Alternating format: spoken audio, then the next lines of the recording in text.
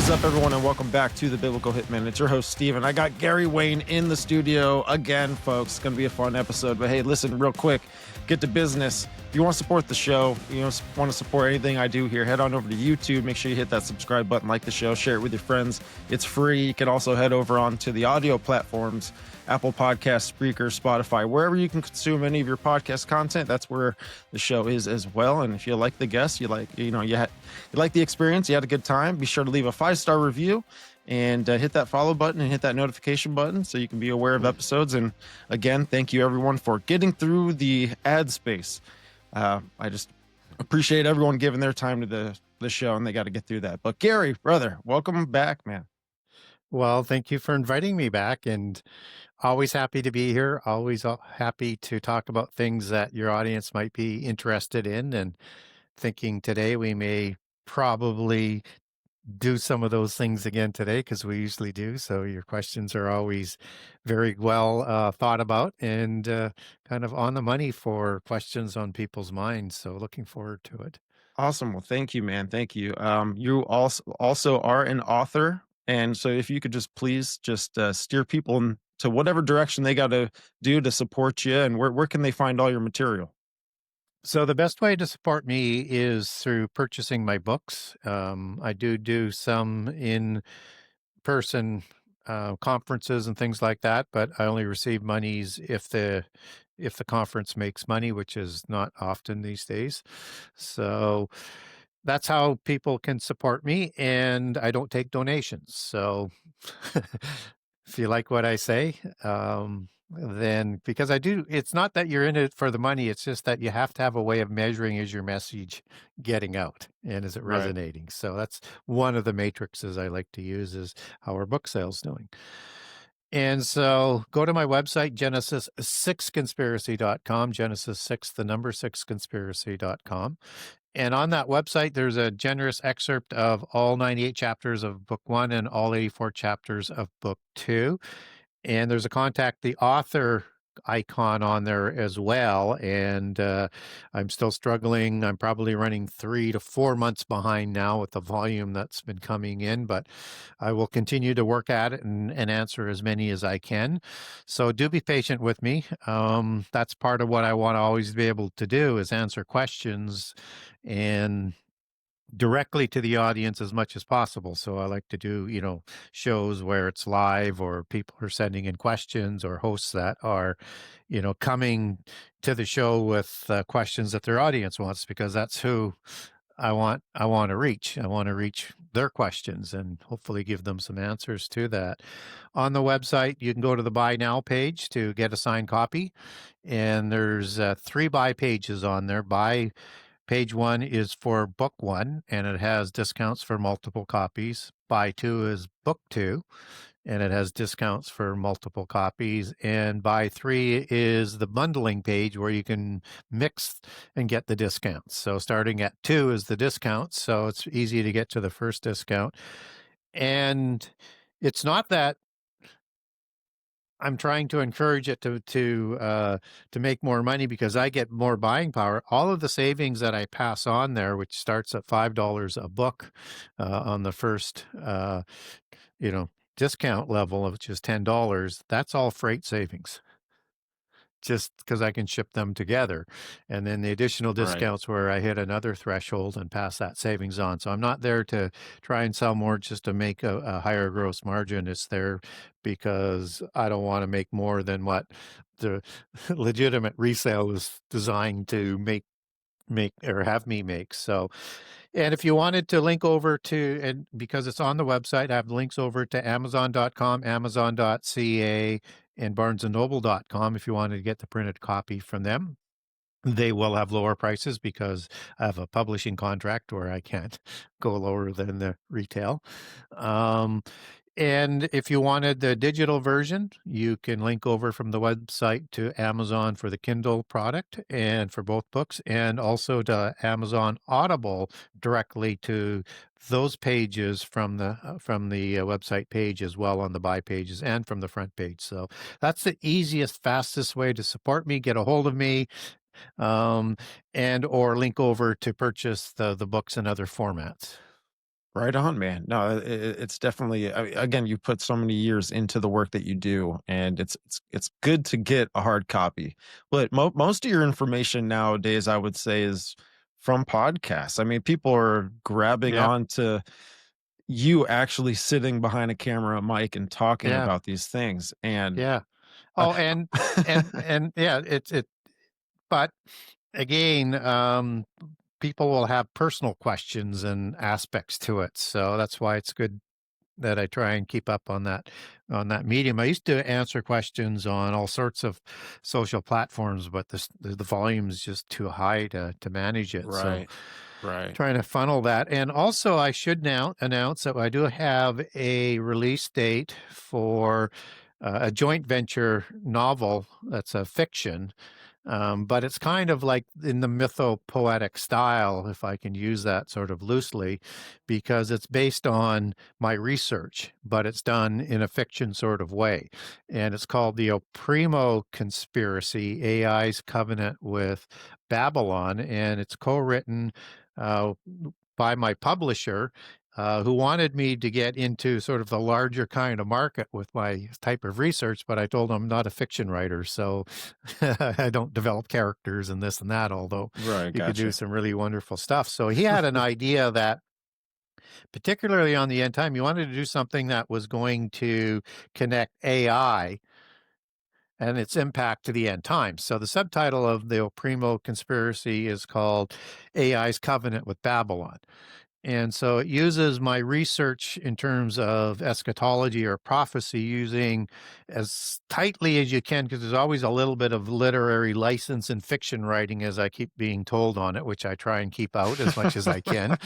um, the with the chronology that I put out, because I don't want anything that's in contradiction that's got my name on it that would be, well, saying, well, this is what you normally say, but that's not in this novel. And so it runs in that sort of timeline, but with a focus of a lot of things that's in the background, but how AI might be implemented in the end time. So that's the central kind of theme to it. And then what we do is we pick very important locations based on my research for scenes to happen, and then we pick secret societies and some fictional ones just to put the mix in there, um, that will be maybe reflective of real ones as well, and then give a background and a bloodline to these peoples in these various organizations. Like the Chalice Society and the Watchers Yeah, Society and some other ones that we created that were fictional. And so their bloodlines connect back to the giants and the fallen angels. So it's all sort of woven in there, and it's a fast paced one. So he wanted to do one that was going to cover the whole end time. And I said, well, no, there's too much information. You can try, but you can't. yeah, So yeah. we got to the second. We got to the second seal, and it's already twice the size he wants it to be. Oh So, no. so And you're hopefully just this. at the second seal. Yeah, well, you have to set it all up, and that's Right. what people, they say, well, we'll just jump in here. Well, no, you have to have context. So unless you're wanting to do flashbacks, and that's also one approach to do it on, and it's a bit of a mix, is you have to have people have, sort of understand what is the geopolitical setting for all of this. Mhm. Um, and what's the religious setting for all of this? And if you don't, then it said, well, what's this really tied to? How do we get from where we are to where we're supposed to go? Right. And if you were to do the larger sort of narrative, you'd have to do a lot more on Babylon, a lot more on the 10 King Empire, and a lot more of where Antichrist is going to come from. Yeah, yeah. Maybe artificial intelligence has something to do with all that. I mean, we know that there's a direct connection with There all is. that So this stuff. is the, this is to get some of my research a little bit more mainstream, and to generate some new interest, that will get maybe the younger generation more geared into where we came from, why it's important, and where we're going.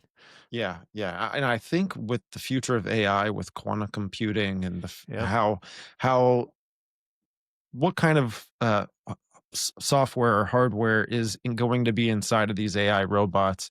If it is a quantum computing chip, then really it's the greatest creation that man has ever made, but in the way to where it's it supersedes our intelligence. It does everything that we can do, even better than all of us doing it Yeah. together. You know what I'm saying? So, Yeah. what's his name? Gordy Rose talks about a lot of the D wave stuff, and Hmm. he gets into that. He calls them entities, and in the future, you won't be able to distinguish the difference between Yes. the looks of a robot versus Yep. you.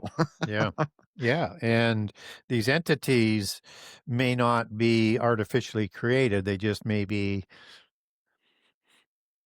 let us call sleeves, as one TV show says, for a spirit, or a dwelling place, as we would know biblically, for a spirit, an oiketerion. Right, right, So it will become so blurred. And if you have too much connection into the digital system, which obviously all of this is geared towards, it will take you into programming that you can't tell what is real and what isn't. I mean, when we talk about virtual reality, that's what's streaming into you whenever they want. right. Golly, that's wild. Wow. Oh So man. it's like dreaming, right? You don't Yeah, know in the dream that you might be dreaming. You right. do afterwards when you come out of it, but sometimes you don't know the difference, right? It's Well, it's almost like the so movie Total Recall, yeah, right? Uh, exactly. again, they put these things. Hollywood puts these things Well, out and there. if you look at what they talk about in this AI system, and I'm not sure whether it was Musk or Renesky said this, but that there's an ability to download memories and then reinsert those memories later so that you'll never forget anything. Well, now Wow. all of a sudden, we're talking about the same type of stuff as in Total Recall or in the Matrix. Yes. Because if you can insert memories, you can insert artificial memories and Right. knowledge. Imagine you getting downloaded with a whole nother family, and now you're like, Yeah, what how do you the? sort that out Yeah, in yeah, your brain? yeah. That's the author of that is confusion. Yeah, it's chaos. It's chaos, man. It's chaos. Well, hey, so I again, our episode, our last one that we did, good feedback. Had some people ask me some questions, and I thought it could take us down an interesting Sure. rabbit hole. So I think we could start with the gap theory. Yeah. And real quick, I've been reading out of this book where a lot of the creation epics, and there's this story of basically uh, a war that happened before creation, Yeah. right? And I don't know if that has anything to tie in with the gap theory, but I'll just kind of leave it there, and I'll let you get started wherever you want. Yeah, for sure. And I'll premise it with this so that people know that we're not sort of going down a rabbit hole that isn't biblical. Um, Mhm. and I'm not doctrinal on this, but I'm very open to it, and it resolves a lot of issues. I have a different name for it. I would prefer to call it the renewal of the earth versus the gap, but I understand the gap is what is used, but it's more than the gap once you get into it. And biblically, all we get for dating is whatever goes back to Adam. And whenever Mhm. you want to place that creation, because there's different variations on that, but we're talking about timing in the Bible, and that this gap would happen sometime in a distant past, or and forever how long it would have occurred is the theory. And so there's a mini template for prehistory in this period that goes from that period in the beginning to the end time. And it's a bit of a template for Genesis 1 and perhaps early into Genesis 2.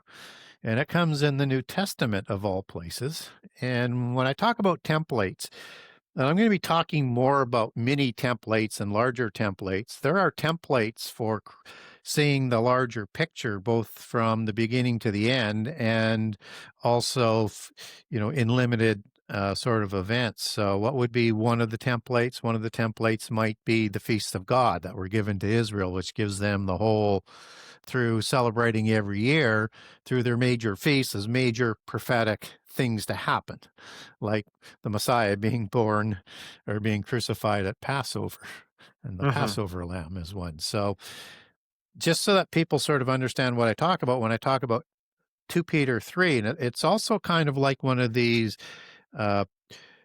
bipartite dual prophecies that I like,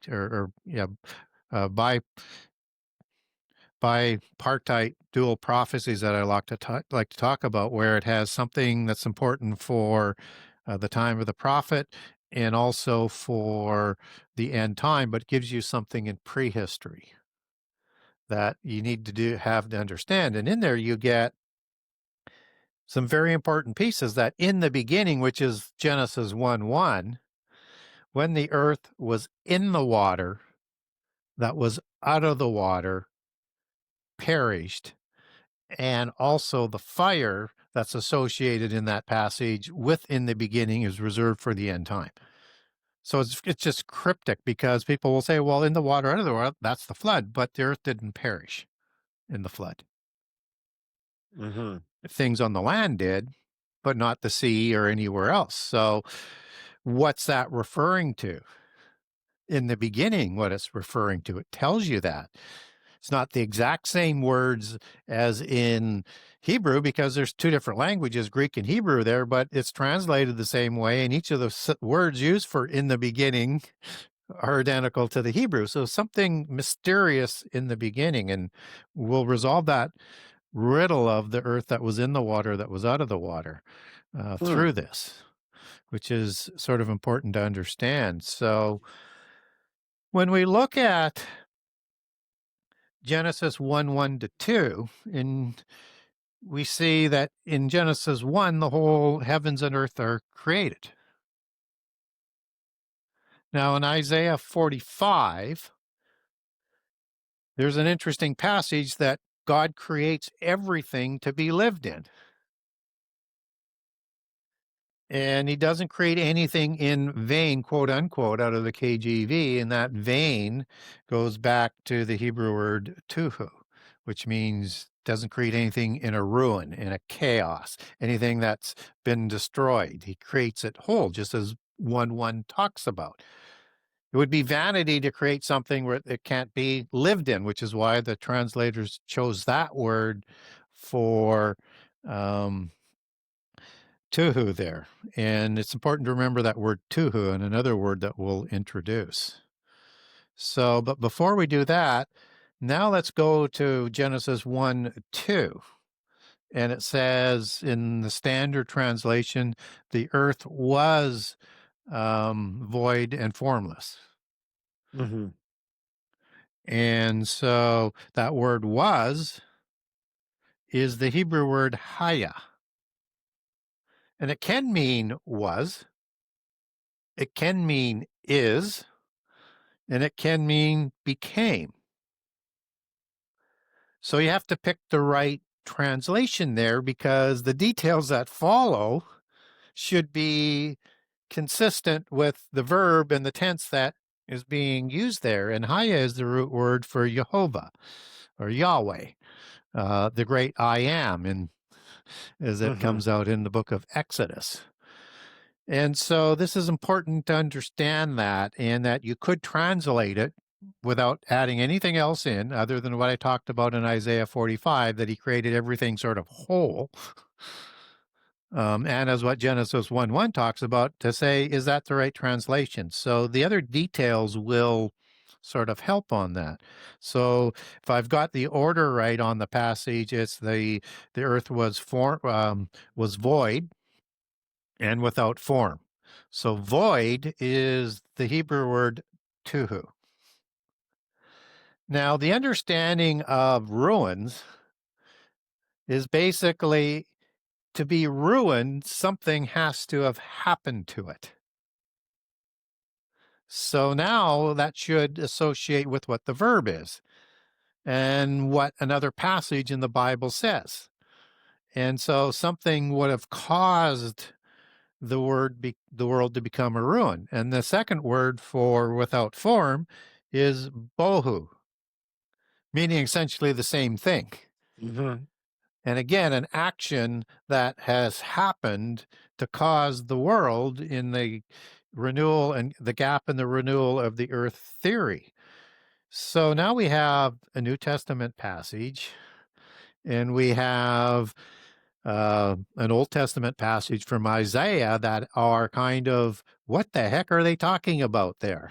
Right? Because you go through this process of of the day 6 sequence to create the earth. And those two passages seem to be saying, well, maybe not so fast, or they're in contradiction, or we have to find a way to rewrite what those passages say so that we don't have a contradiction, which I prefer not to do Right. because I don't believe the Bible is in contradictions.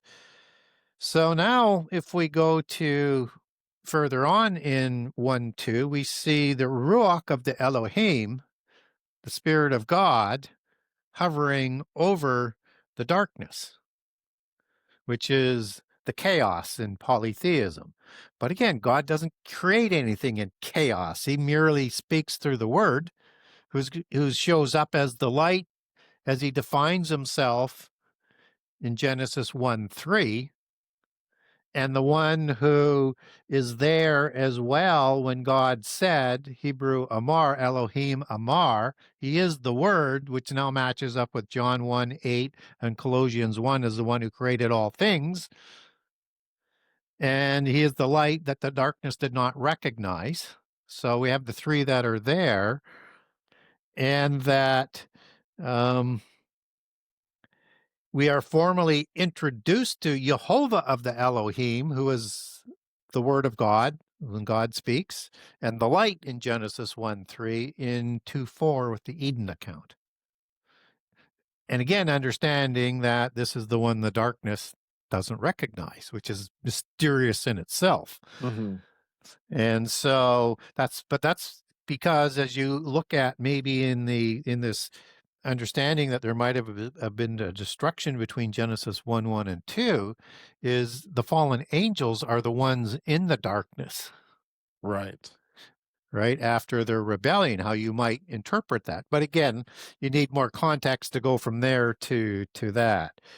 So that's sort of the settings. Now, if we go to Psalms 104, and Psalms 104 has in its beginning passages some creation passages like the creation of the angels and the foundations of the earth. And then later on, I think in verse 30, it says something that's really spectacular or dissonant, depending on what tone you're looking for from the Bible. To not mix the metaphors and try and keep that straight. So what it says in 104:30 is when God sends his spirit, the Ruach, and the Ruach of the Elohim, as in Genesis 1:2, he renews the earth. What do you mean he renews the earth? That's supposed to be the first creation. And the word renewal, when you take that back to Hebrew, means exactly that. It's a restart, a recreation. Something is going on there Right. that is related to the spirit in 1:2 over the darkness, who is there as defined in another creation passage after the creation of angels to do some sort of renewal, which seems to happen with days 1 through 6. Mm-hmm. And now you're getting resolution to some very mysterious passages. So if you had a destruction, and in this case by fire, that's now reserved for the end time, which is why the flood comes as an intercession to prevent that destruction by fire from the technology given by these fallen angels to the Nephilim in their order that we're just catching up to now. He sends the flood for the restart as his intercession, because all the names of that were written in the book of life from before creation, from before Genesis 1, Mm-hmm. will have an opportunity to have their names left in or blotted out based on what they do through free choice. So he intercedes to make sure that that's going to happen. So if you now have a destruction by fire with angelic technology, and just as the book of Job talks about the foundations of the earth, so if you destroyed that earth down to its foundations, you'd have the planet that would perish with fire, as 2 Peter 3 is talking about. And that the firmament, the waters above, would collapse down to the waters below. And now, if you're going to have a renewal of the earth, what's one of the first things that you're going to do? You are going to separate the waters below to the waters above so that you can start the renewal process. And that firmament is going to be called heaven, and the sun and the moon are going to be placed in it. And what's interesting about 2 Peter 3 as well is it has a day is 1,000 years for us as compared to God in terms of how time rolls out. And people will say, well, that cannot apply to days 1 through 6 because we find out a day is 24 hours there. Well, but that happens in day 4. The light, as we already explained that they refer to, isn't the sun and the moon that dictates the 24-hour day. It's Jesus, the Word of God, that's there, that the darkness didn't recognize. So the Bible is not inconsistent with how it uses its language. So you're not going to say, you could parse it this way, but then you'd be a lawyer or a Pharisees, I think, is tongue in cheek, using the wisdom of the world. You could say, well, days 1 through 3 might be 1,000 years, but once you have the sun and the moon in the firmament place, then it would be 24-hour days. But Bible doesn't typically do that. I mean, this is one process, right? And the process would be the same all the way through, but you have to leave that legal crack open that maybe there was only 3,000 years at that point in time. Right. But it just seems everything else is consistent with what other passages say that I've been quoting here, that I would go with that sort of consistency. So now you have a gap sometime between Genesis 1 and 2, and we don't know that period of time. Now you have 7,000 years, using this analogy, up until the process of the 6 days of creation are over. And we don't know when Eden starts because it doesn't say day 8. And the only way you get that to be a shorter time is you infer that back in as Genesis 1:1, but it doesn't say that. It doesn't say it's an addition. It doesn't say it's not an addition, but it doesn't say it's an addition. And again, the chronology of how the Bible unfolds is linear. And where it's not, like in the book of the prophets, you get direct references for the timing. Same in the book of Revelation. You will get markers when that fits in through other prophecy.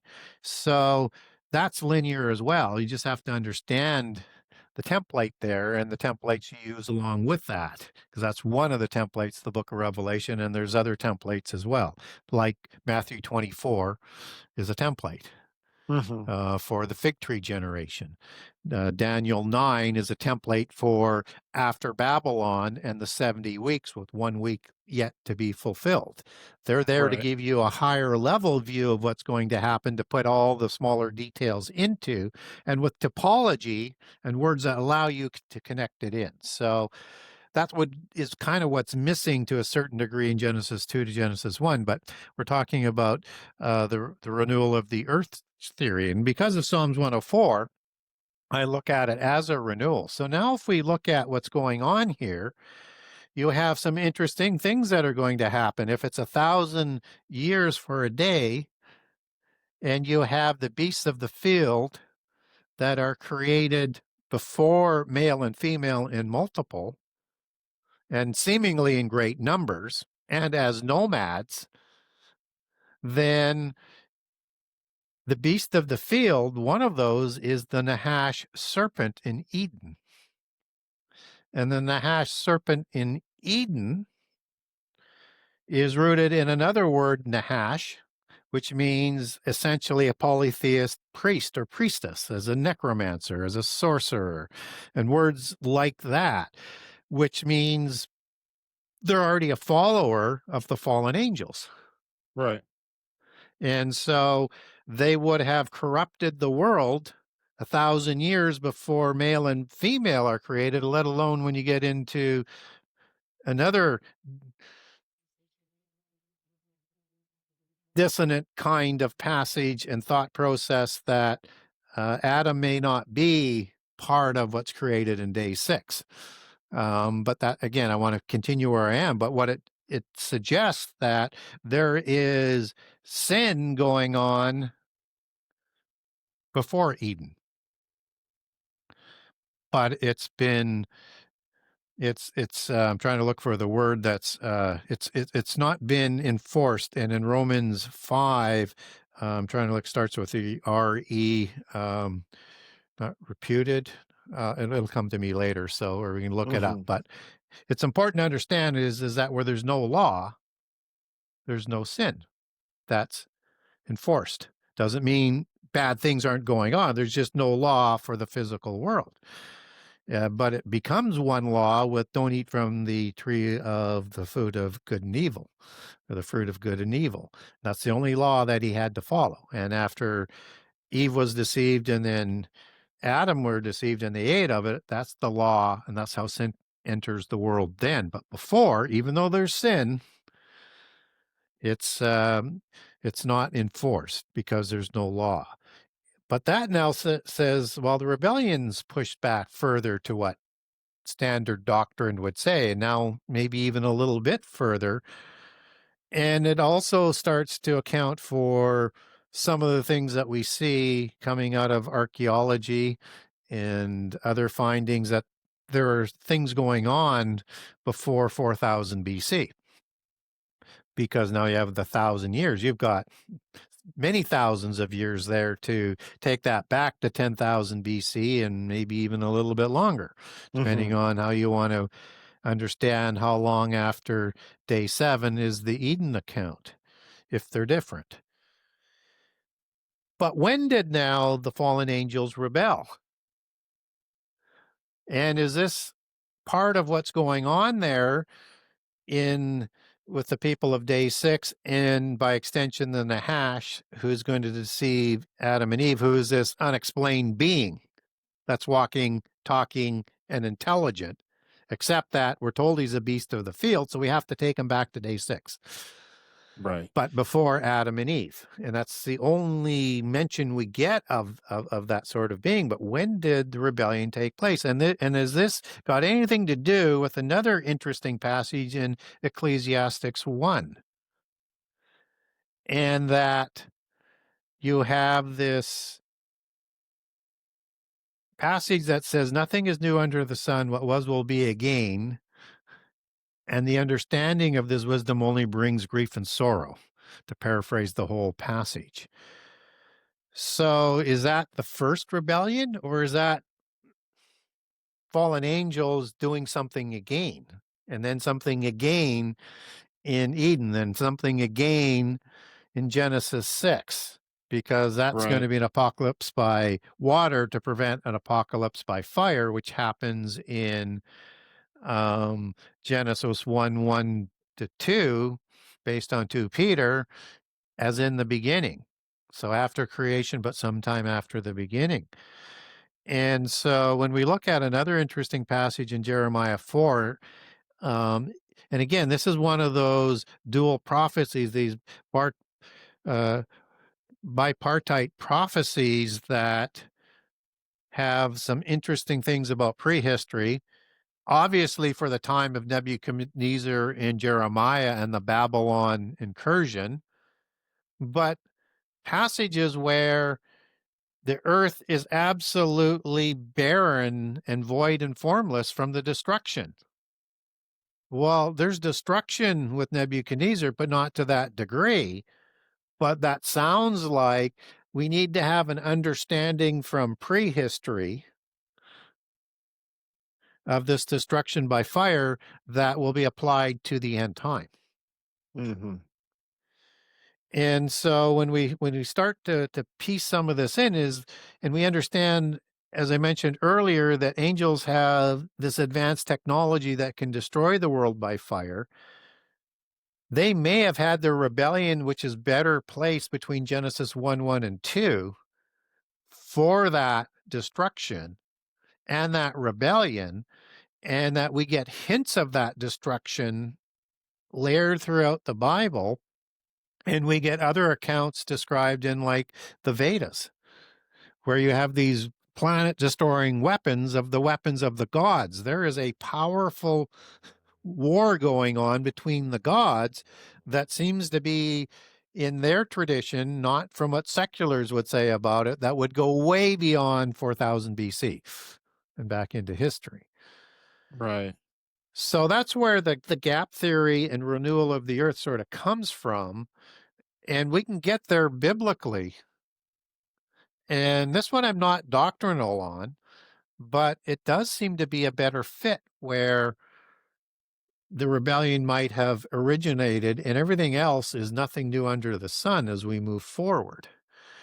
And it may be why you have dinosaurs, used to be called dragons, and now we're seeing them more presented with feathers, and giant like, which is seemingly another MO of part of what the fallen angels will do, is that they created images illicitly, like they did in Genesis 6, in that period of time that are giant like reptilians. And who knows, there may have been intelligent reptilians that they would have favored as the more favorite being. And did they, with people of day 6 and things created in day 6, did they create another illicit creation to create the Nahash serpent?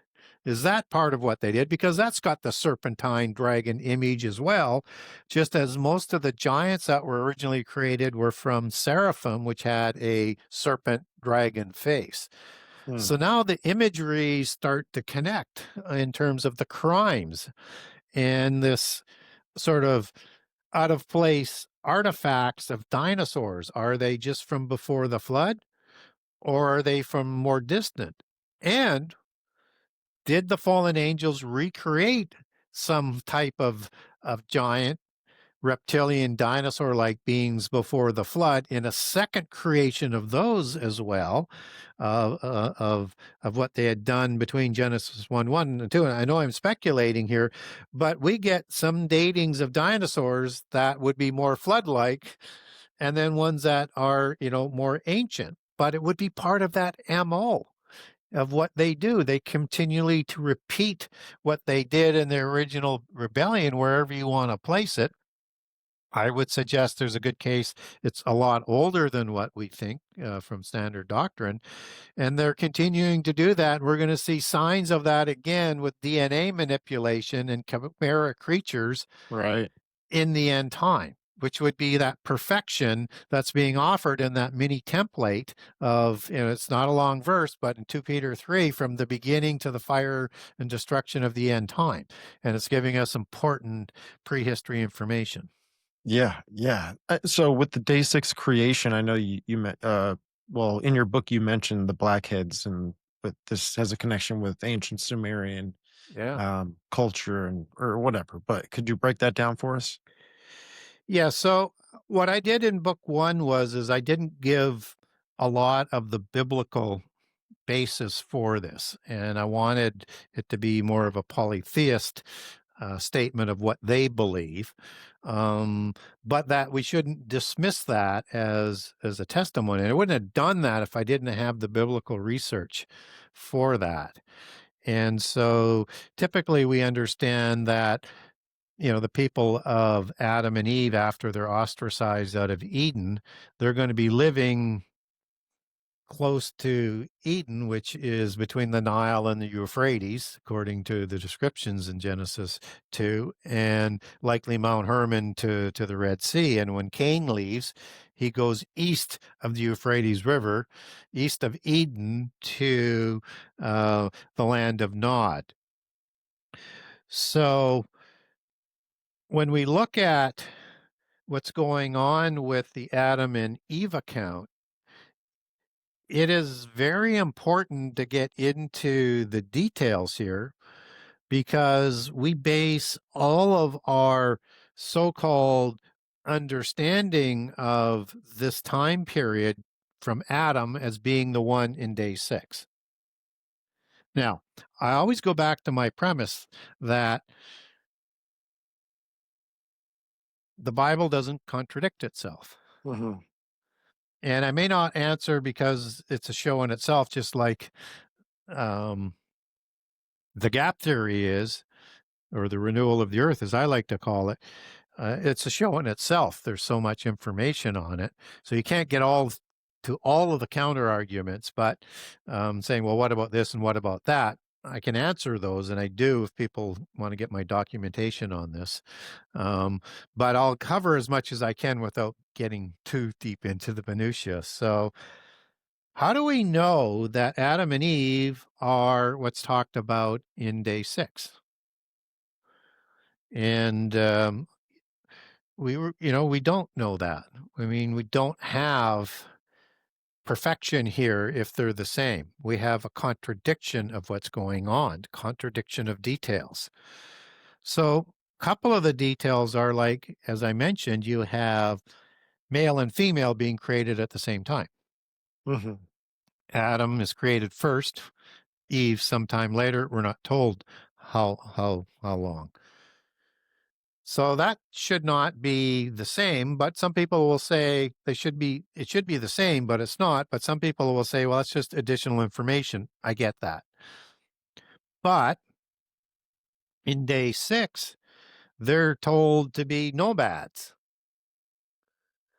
and hunters and gatherers by inference. And people will say, well, it doesn't say that they are hunters. Well, if they've now been perverted by the fallen angels who perverted the Nahash, and there's a reason to have a restart of their creation of man because nothing new is under the sun, then they probably were eating meat as well. And understand that the Adamites are going to be agrarians, and I'll come to that in a couple of minutes. So there's something more going on, but they are told to multiply and spread around the earth. Nothing in between, and they can eat anything that they're told that's there. So Adam is placed in Eden, and he's told that you can eat anything you want in Eden except from the tree of the knowledge of good and evil. And we know that they are agrarians because Noah comes out of that line and is an agrarian. And after the flood, they are permitted to eat meat. So one deduces that they're not eating meat in the Garden of Eden, even though they may have had that as an availability, that starts with Adam, that carries through to Noah, because Noah is a man of the soil. And so that's different. There is no restrictions on the food in terms of the trees that the people of day 6 can eat from. So that's kind of different. And then we get a creation of Eve from Adam's rib. And why? Because no partner can be found for him. Mm-hmm. Well, we don't get any of that in day 6. Right. And what is it talking about? The Nahash people? Is that what it's talking about? Right. Because that would be the only sentient beings that could be sort of thought about there, or something even lower level as an animal. Mm-hmm. And God doesn't have to create anything from a rib. He just says, and it is. Yeah, you just got done proving that. Yeah, he just got For the most part. for the most part. And we also have an introduction of Jehovah of the Elohim in 2:4. And Adam is created for a special commission, unlike details that are in day 6 and they're told to multiply. And Adam has the breath of Ruach breathed into him, unlike the creation details in day 6. There's something more that's going on, a special commission, and probably creating something that can be resurrected by inference. Hmm. As Adam being the sort of the first man that can be resurrected, and Jesus being the second, who does the first resurrection, which is something new, which wasn't thought was possible before. Otherwise, the archons, the rulers, would not have had Jesus crucified if they had known about the resurrection. So something is new there, and a special commission, Right. because the Adamites are created for the resolution to the angelic rebellion, which is Hmm. why we're going to be raised up to be like angels, to judge those angels who did horrible things to humankind, and that the angels will be, servants. I use that word loosely. I don't want to over extend the meaning of that, but they're to serve us as the inheritors of eternity. So they administer to us would probably be a better word for that, because we're adopted as Jesus, as sons of God, even though we have human fathers, by Jesus, because he was part human, word Right. made flesh. So we have this special commission. And now you have this different order of creation in Eden. There's a few things that are not the same. And there's some creatures that are created from the earth versus the water. Uh, and so, again, the details should be the same if it's the same creation. And Adam and Eve don't multiply and spread out till after the fall in Eden. And people might say, but that can't be, because if there's people of day 6, how can Eve be the mother of all humankind, mother of creation? Well, she is, because there's only 8 that survive on the ark. Right.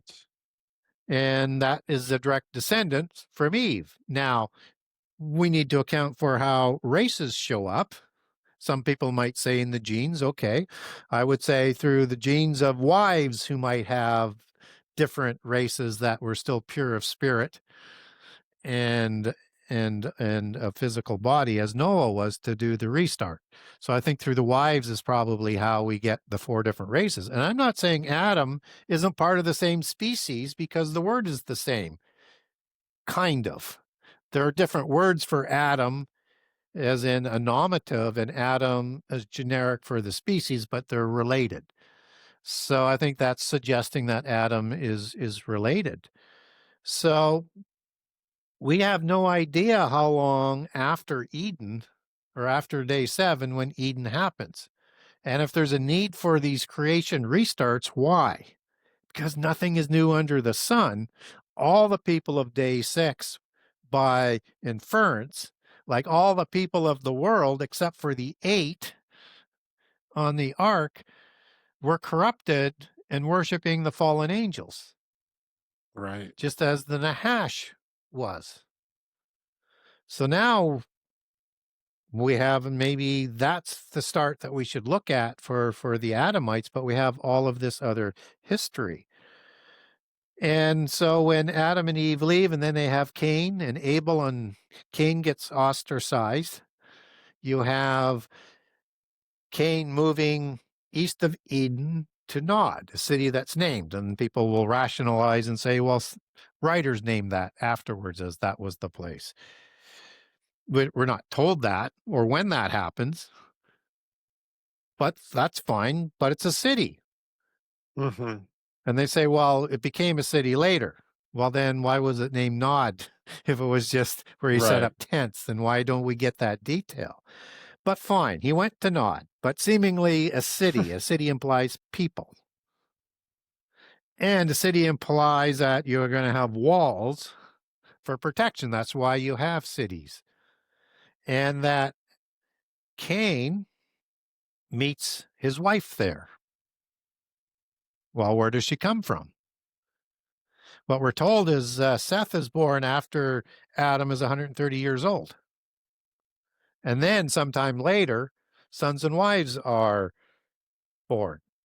So now when we look at the Eden account, we don't know how long after Adam is put there when Eve is created, but let's say 40 years. Let's just put 40 years in because it's kind of, a general term for a period of time. And then after that, we don't know when they ate from the tree, but let's put another 40 years. That's 80 years. We don't know how long after they leave Eden, Cain and Abel are born, but one would say probably within 10 years. Mm-hmm. So now we're at 90 years, and that you become an adult in the Bible starting at about age 20 and completing at 40, right?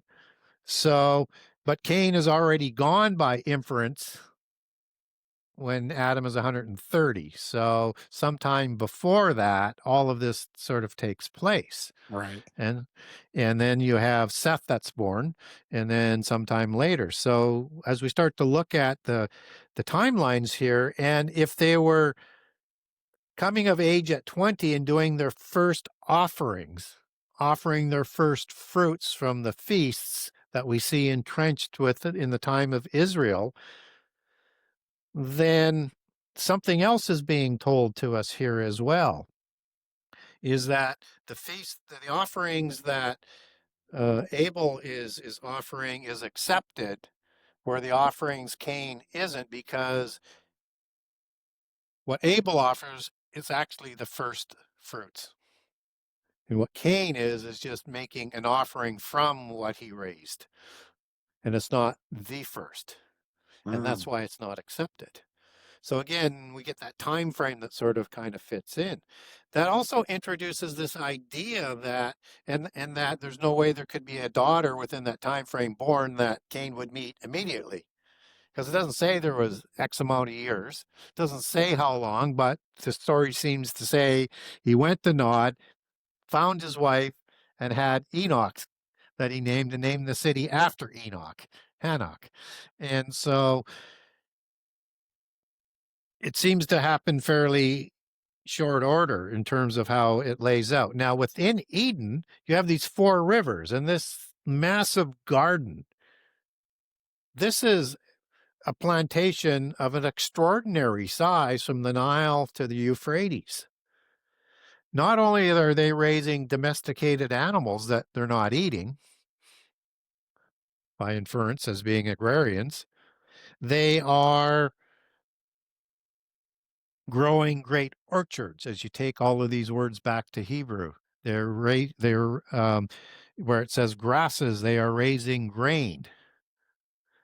And so this is a massive agricultural complex that would require significant knowledge and understanding to run. And so again, these are agrarian people, not nomads. Now, when do we see agrarianism enter into Sumeria? Somewhere around 4000 BC. Wow. And civilization starts. Who brings that to them? The knowledge that Cain learned from Adam to the nomads. So all of a sudden, things start to make a whole lot more sense. And yes, I know there's other New Testament passages and things, but they're all, if you understand the detail of what's being talked about there, it is not in conflict with what I said. But yet we have all of these other conflicts coming out of the Eden story based on Genesis 1. Right. And I really think that So from the garden, right? It's a separate. It's almost like, well, with what we're talking about, it's a separate creation than what happened in day six, and Yes. it's almost like we were made probably. I mean, we were made physically, like, but we had Yep. this spiritual, uh, everlasting life, right? Yeah. A part of Eden, and then Yeah. something. S- And I think that's almost maybe where Gnosticism gets this idea of like this divine spark, but it's twisted in the way for Yep. Luciferianism, um, Yes. rather Well, than. in polytheism, that divine spark comes from the fallen angels as they pass that spirit on through interrelationships with humans, Mhm. physical interrelationships. So it's a counterfeit. Yeah. Yeah. Yeah, it's very interesting because now I'm thinking that this lineage of Cain, why Enoch could be considered Hermes, Mercury, Thoth, whatever, but the knowledge that they had coming out of the garden and then now living amongst Yeah. normal agrarian Yeah. simpletons, They would have been pretty raised much. to be like the nobility, right? They're creating technology, a better way of life, and a constant supply of food. Yeah. And I think too, this is where the worship of them came into to play, and I think this is why that bloodline still even till today wants to have this divine rule, this right over us, Yeah. and that we're the slaves again. Yeah. See what I'm saying? Yeah, so if there was fallen angel worship before day six creation, for example, and Yep. it's the culture that was already set. Yes. So Yeah, I can and they see would that. be naturally drawn into it, just like we've had that even again after the flood, Mhm. right? After Babel, and that culture is set in Babel, and then the people who migrate away from Babel are going to move in and live amongst giants who are have using the same religion as well. Right. And we would understand that both before and after the flood, from a secular perspective, describing religions as Zoroastrianism. And I would call it Enochian mysticism that was established before the flood, but it's the same religion of Atlantis. And in Zoroastrianism, it has its own form of that Trismegistus, Mm. just different names for it. So, where I talk about Enoch being mixed in with the Trismegistus as a Hermes type individual, um, you have that with Zoroaster. And there's an interesting sort of aspect to it that this religion is given to a giant Garamond before the flood. And then this religion is introduced to the world. And then Zoroaster, Chem Zarathustra, as you would get from Ham, is how it gets into Gnosticism. And Zoroastrianism is basically, a goddess of the stars, as you take that back to its meaning, with Aster as being Greek for stars in there. But there's two Zoroasters after the flood, maybe even three. And so you have one that is early after the flood that they take back to Chem Zarathustra, which is what they call Ham. Um, Really?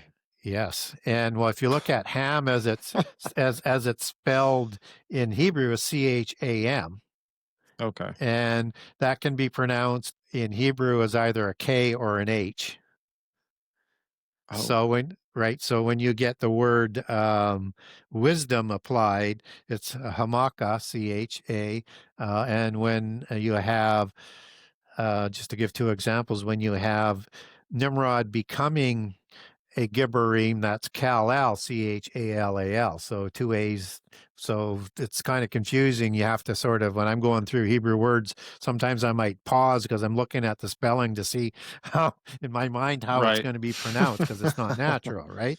So, um, yeah. So when you look at Chem, Khem, transliteration of Cham, Chem of Mendes and Zarathustra is that Zoroastrian religion. So he's the Ham of Zarathustra and a proponent. And there's even some church writings connecting them to that as well. Right. Whether or not that's true Huh. or not, I'm just saying that's how they kind of connect those types of things themselves. So Zoroastrianism has, a Zoroaster that is just after the flood. They have one about 1400 BC and then one about 600 BC. So they have and again, you have like 3 Hermes after the flood, or 2 Hermes after the flood, and then you've got one before the flood, or 2 before the flood and one after. So there's different variations, but the interesting thing is how they both interconnect as being the same religion, because this Zoroastrianism is the Sanskrit version of the Indus Valley versus the Avestan version of Mesopotamia, where Ham migrates from at the Tower of Babel in Shinar, in Sumer. Right. Wow. Yes. Are you familiar with so I had Joel Thomas on, and he brought in this research topic around Papa Legba. Are you familiar with that voodoo entity? No, no, Old old Jamaican looking guy smoking a pipe or something, but he's like this he's this entity that yeah, you can through the seventh kind of whatever contact, you can usher this thing in, and it will allow you to be possessed by a certain spirit that will give you like this Kundalini awakening, in my opinion. right, yeah, Um, but he's known to be an intercessor between the gods and us. It's almost like this Hermes kind of connection. yeah. It Tip, tip, almost like stealing yep, the story of the good Enoch, yeah, bringing it onto their spurious side. yep, And yeah, yeah. And the thing is when and there's different levels of spirit contact, right? We know demonic possession, where it's a hostile takeover. We know the avatara, which is a god entering into a human and being more of a symbiotic relationship with the host and providing wisdom, just as Vishnu incarnated into Buddha to give him the wisdom to add more religious knowledge to Hinduism. And just as Satan entered into Judas to have the courage to continue to betray Jesus, to bring that back sort of biblically.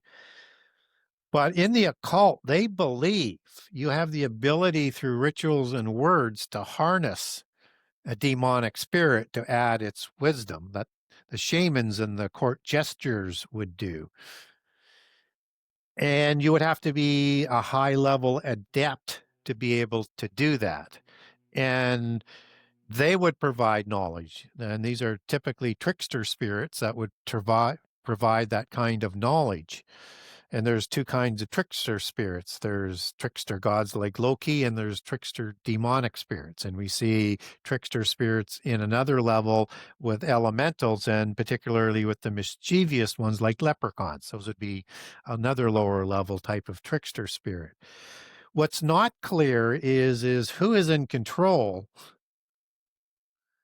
when that knowledge is added by a demonic spirit, or even when a fallen angel comes. They say it's symbiotic, but who are you really speaking to when you've let that spirit in? And once you've let a spirit in, you can't just shut the door easily. no, especially if it's like a symbiotic relationship, the thing's Yeah. attached now. Yes. It's attached. Yeah. And so one wants to be very, very careful with that sort of thought process, or anything that can create that opening. There's a interesting sort of allegory that shows up in the vampire movies, particularly with Bram Stoker, is they can't come into a house or a dwelling, is the allegory, unless you open a window or a door or something and invite them in. But then they can continue to come back. Mm. It's like that. So you don't want to take conscious alternating drugs or alcohol that will permit that. You don't want to do Ouija things that might do that. Anything in a ritual or creating an opening for a spirit coming in, you don't know what spirit's going to come in or how many. Right. Yeah, yeah. I was talking about this on a show the other day. I mean, these are trickster spirits, and they're they have a narrative that they're going to share with you, and they're going to try and keep you within that certain system. But Yep. there's nothing you can take that they're telling you as any kind of truth, Yeah. because it might be 90% lie, 10% truth, Yep. and you're hooked, and now you're on the line Yeah. for them. And this is why when God established prophets within Israel, they had the ultimate standard. They had to prove their credibility by short-term prophets before the longer term prophecies would come about. And if you had one wrong, just one, you'd be stoned to death. Oh yeah, right. So there's no consequence for false prophets in this matter, or knowledge coming from familiar spirits through teraphim idols, or things like that, or in this case, letting trickster spirits into you to give you insights and a little bit of glimpse. They don't have to be perfect, and there's no standard there to hold the communicator of that through, as being the human, um, to a standard. So anything can be said. That's the problem. There's nothing to measure, nothing, no accountability, at least on the short term. Right, right. So I want to let you just tie a bow on whatever it is you're getting into, because I do want to get into a couple of other Sure. topics. So just sort of finish up with the Adam account is that, and I did talk about a whole bunch of things, and we need to understand that the first Adam is Adam, right? That Jesus is referring to. And again, if people want to get a hold of me for a deep dive, I've got 3 documents I'll send you on this that walks through, all of the language, and I think I've got all of the arguments, as I accumulated them over time, that are easily answered. Um, so, and again, I don't. I'm a little bit more doctrinal on this simply because there's just too many contradictions that aren't easily explained, but Hmm. all the difficulties go away if you say, "Hey, this is another restart." Right. I see what you're saying. So, in your book, towards the end, it's you get into the House of Dragon. Oh yeah. The House of Dragon, man. Yeah. I'm, Dracula, I'm son of a bringing back dragon. PTSD. So, yeah, I mean, we can see these things at least symbolically through family crescents or coat of arms. Yeah. There's this dragon. There's a dragon in Revelation. Yep. Um, there's fairy kingdoms. Not sure where you want to take us down or where to start with this, Well, but and just for the record, I came up with the term House of Dragon before that became popular on the TV series. So, and again, what I was looking at was their imagery, as it comes down through the history and originating with not the Nahash serpent in this case, although that would be a preferred being of the fallen angels as well, but right from the seraphim angels, which were heavenly dragons. And so, the dragon creator gods in China created offspring called the sons of heaven. Dracula, A, means the son of a dragon, the A on the end. Dracula goes back to the Greek word drakont and drakonta, meaning a watcher seraphim angel. what? Yes. Wow. So just the imagery of this Dracula and House of Dragon, and you have dragons as symbols on coats of arms for heraldic transmission of taciturn history. through that imagery who their celestial mafia godfather patriarchs are, that they would put on their coat of arms and standards so that as they traveled, when it was originally put into different realms, those nobilities, the Aryans, the noble ones, as Aryan is defined as, who were descendants of the giants, they would know who they were based on their bloodlines and at what level. Wow. Yeah.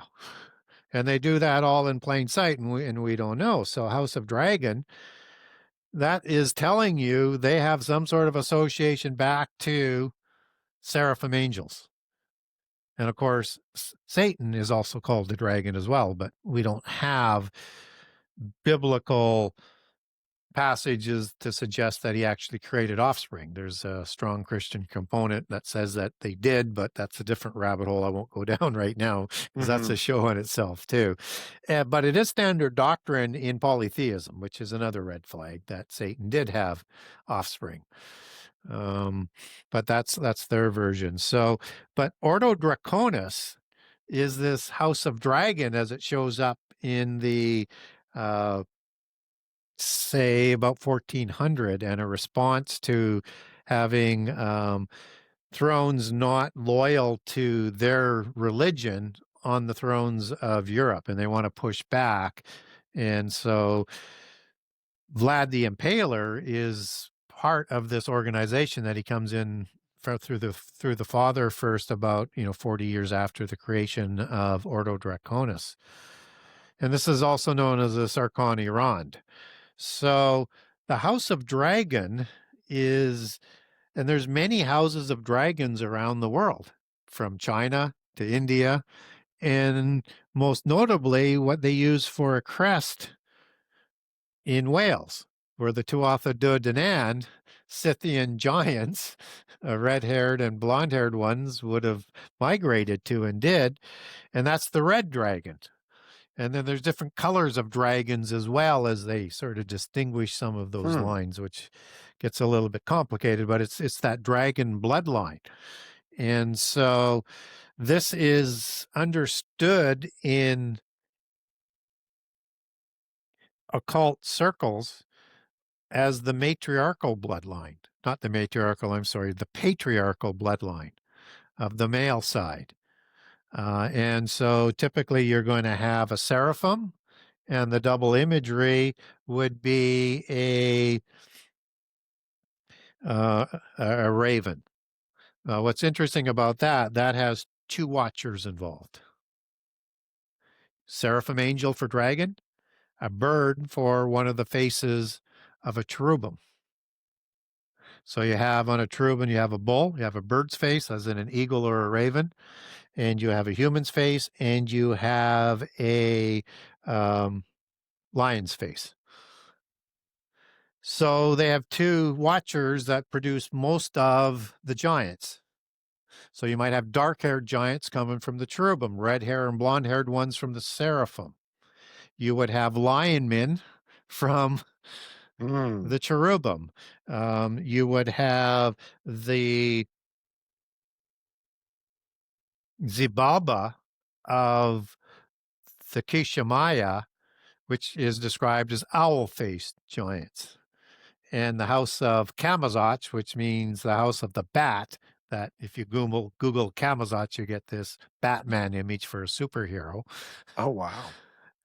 They're also known as Tengu watchers, closely associated with the serpentine dragon watchers in China and Southeast Asia, who produce Tengu giants, both for priests and for warriors as well. So that's the two for the patriarchal bloodline. And then on the matriarchal bloodline, you have an owl. So the female of the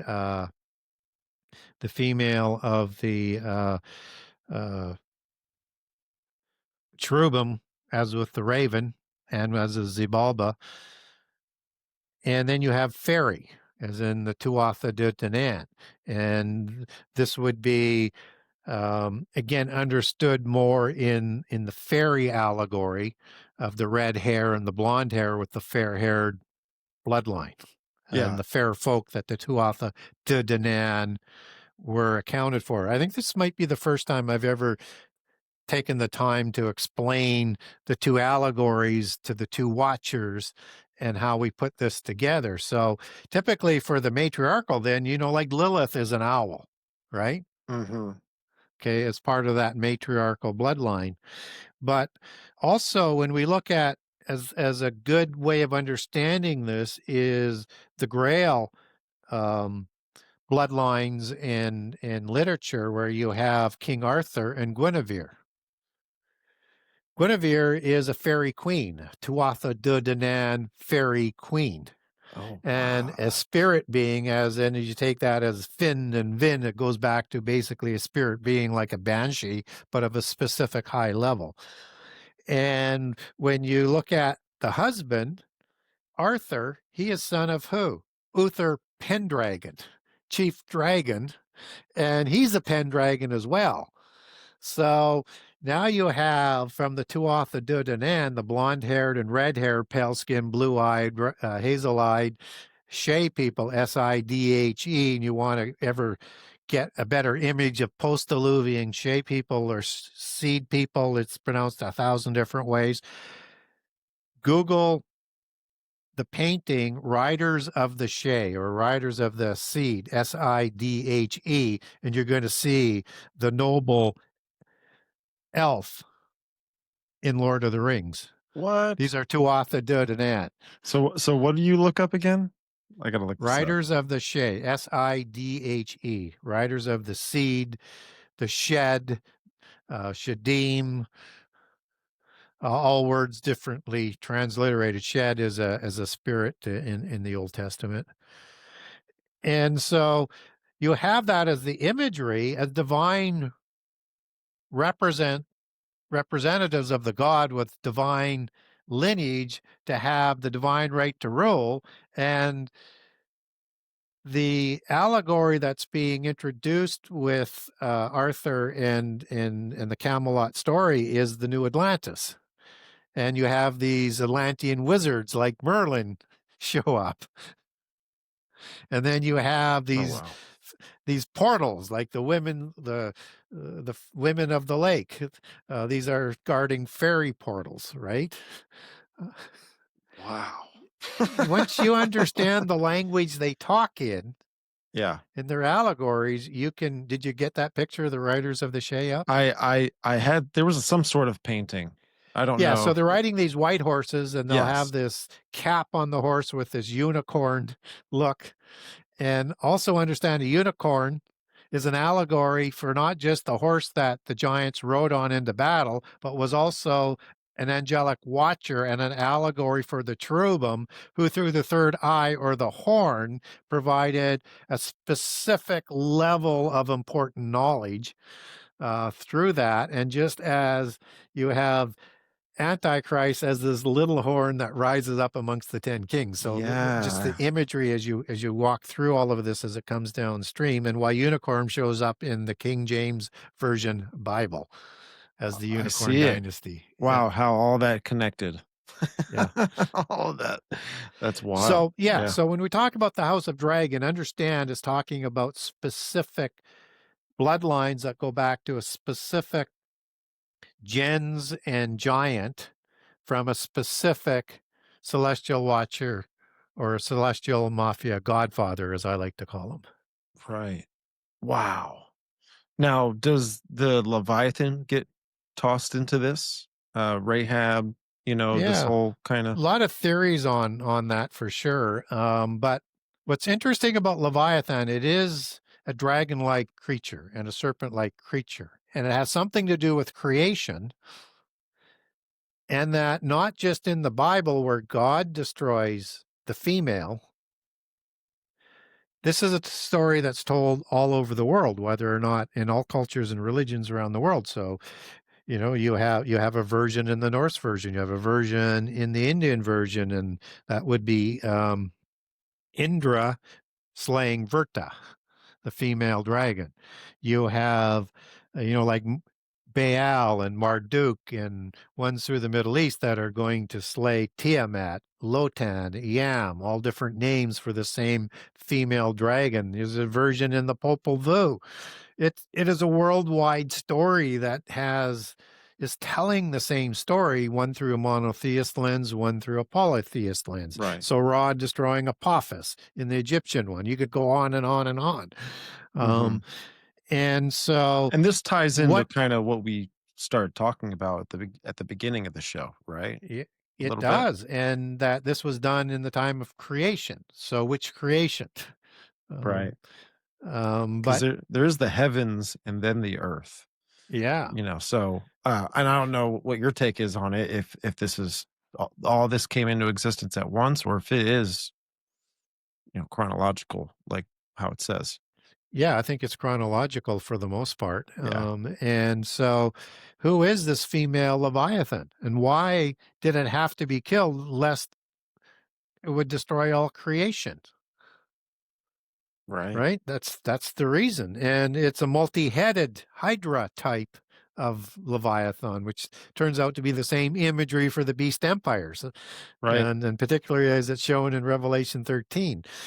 And so this is some sort of being that's related to creation, might have something to do with Satan. Satan doesn't have a consort. Why? In all polytheism, the angels that rule have a consort. We don't get one for Satan.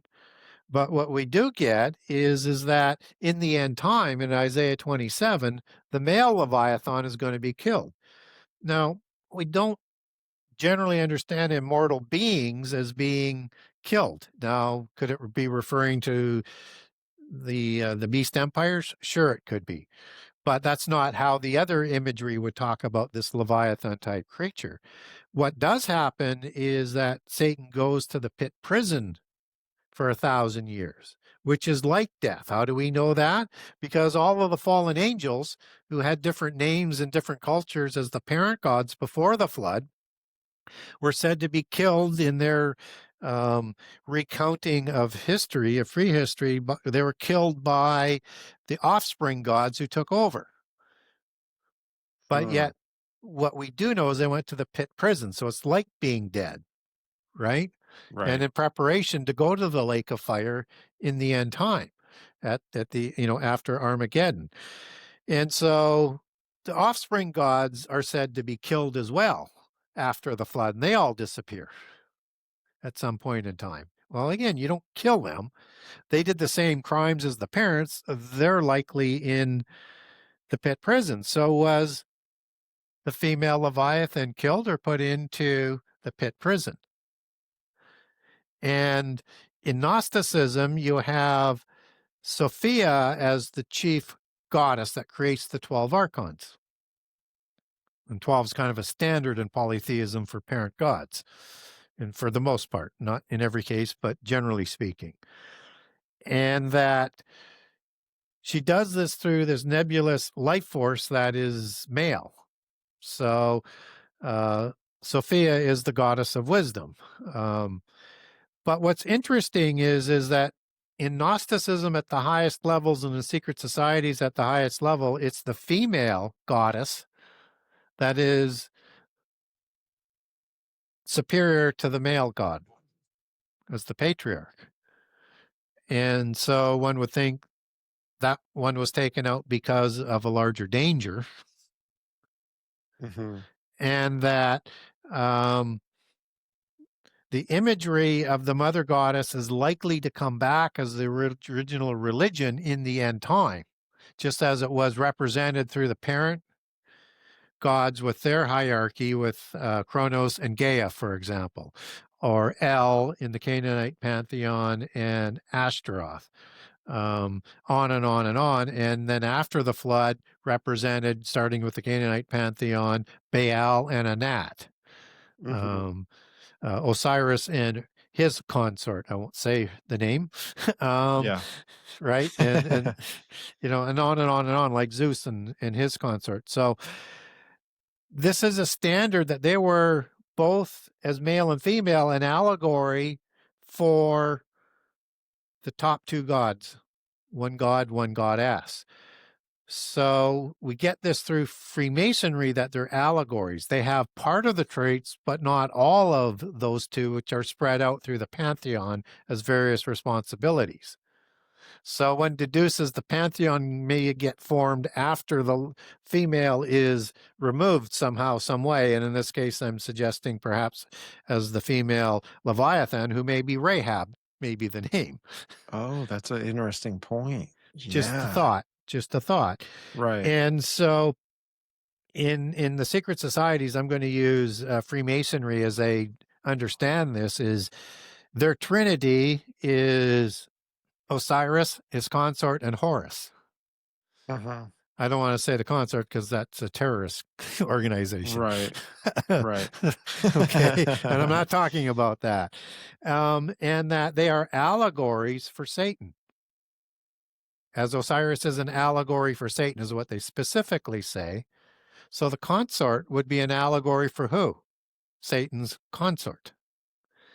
And just as it was before the flood in their understanding, both were allegories for the two chief gods. And in the hierarchy, you have Satan, who sits above the hierarchy of the gods, or the council of the gods, because he wants to be like God. So he sits above the throne room. He has the throne room, and the council of gods would be, or the council of angels would be around God, and he would have something similar. And this shows up with the 70 angels in the council of gods as reflected through Deuteronomy 32. So yeah, that's what I think is going on with Leviathan, because it starts to make some sense. And what's interesting is in the book of Daniel, he's going to introduce a god of fortresses that he's going to worship in secret. Now, in polytheism, and understand these queens of heavens that we know of as parent gods, goddesses, and offspring goddesses, the female is the queen of heaven, but she's also entitled as a warrior god and a fertility god. And very much renowned as with the warrior sort of aspect. So a mother goddess, fertility goddess, and queen of heaven. And that Antichrist in Daniel 11 is going to worship a god of fortresses, as the English says, in secret. Well, that's very interesting, because we know by the time he comes to power, Revelation 9, the pit prison is open. And he's somehow related to what comes up out of the pit prison. Won't go into detail because there's too much to explain here to get through this story. But the words in Hebrew for God of fortresses is Eloah Maus. And Eloah is the female format of El in the plural, as in Allah. So Elohim, Eloah would be the female. Gibbarim, Gibbarah. Understand that's sort of the suffix. Now, when you have a female suffix, it can be the application of what the word means. In this case, could be might. But you got that coming in fortresses, so that's kind of be saying the same thing. So there must be a nuance to that. And that it's not the application. So, and how I get there. So like in Proverbs 8, for example, you're going to have Hamaka for wisdom, AH. And a lot of people will say that's a female reference to the Holy Spirit, but it's actually talking about Jesus there. And you're only saved through him, as we understand that from the New Testament. And the word that is the source word for Hamaka is Hamak. So you're getting the application of that wisdom, that Jesus comes with wisdom again, that we're told about in the New Testament. And it shouldn't be understood as the Holy Spirit there. It should be understood as, and I'm not saying the Holy Spirit is female, it's just what some people try to infer that it is. Right. It's the application of the wisdom, but in Daniel 11 here, it's not really understood. And with Gibberah, that's more of an application of that mighty aspect of Gibbor in the singular, as we get that when it's used in the Hebrew versus um, used for Gibberim. So this is likely, or it can be the application of the strength of God, or it can be a female god, and it's not clear which. And now the word mouse is a word that is rooted in az, and azaz, az. Ah. And what's the name of the destroyer god of the antediluvian epoch in the book of Enoch? Azazel. Just as Azazel is the scapegoat, that we don't get what the sins are being accounted for or atoned for with the slaying of the second goat, the scapegoat, Azazel in Hebrew. And now it could be, well, is he worshiping a female goddess there who is a mother goddess, like a Leviathan that disappeared? Or is this the application of might and strength of the destroyer Azazel? I mean, we don't know. It could be both, or it could be one or the other, but it's important to understand how those applications work, I guess is what I'm saying. Right, right. It all does kind of pull in together with that, and the divine worship stuff goes incredibly deep, and it definitely serves as a piece of this fake trinity that's going to be of Well, some sort. and the Brahman is three. And Hmm. then within the Brahman is the divine essence that New Age is referencing. They would call it as part of the Brahman in Hinduism, and the divine essence is in another dimension and provides all this knowledge. Yeah, And when you're trying to make contact with the divine essence, that's who you're trying to make contact with. Probably you're not getting that; you're getting some sort of demon, but that's my personal biases coming through there. Um, so we should understand that, when we look at how the world works today, we work through secularism and philosophy is the love of Sophia, hmm, and it's the theology of science. Why? Because mysticism is created from the seven sacred sciences of Enoch that we talked about earlier. yeah. And why I think there's such a big, well, at least just a big factor of the divine worship is, I think it's to like if that wasn't in place for this paganistic whatever system that Lucifer's kind of created over time. Uh, it's all wrapped up in apotheosis. It's just Yep. this whole process of dying and then kind of Yep. rebirthing. God obviously shows that he has the upper hand of that idea Yep. of Yep. creation, um, which is why I find it so interesting that especially baptism, right, coming in and out of the water, or just dying to yourself, and you know now we're symbiotic with the Holy Spirit, if that makes sense. Yeah. Or the mother goddess, which Right, is what right, they're, vice, yeah, yeah. right. So you want to be careful again what you're letting in to yourself. Hmm.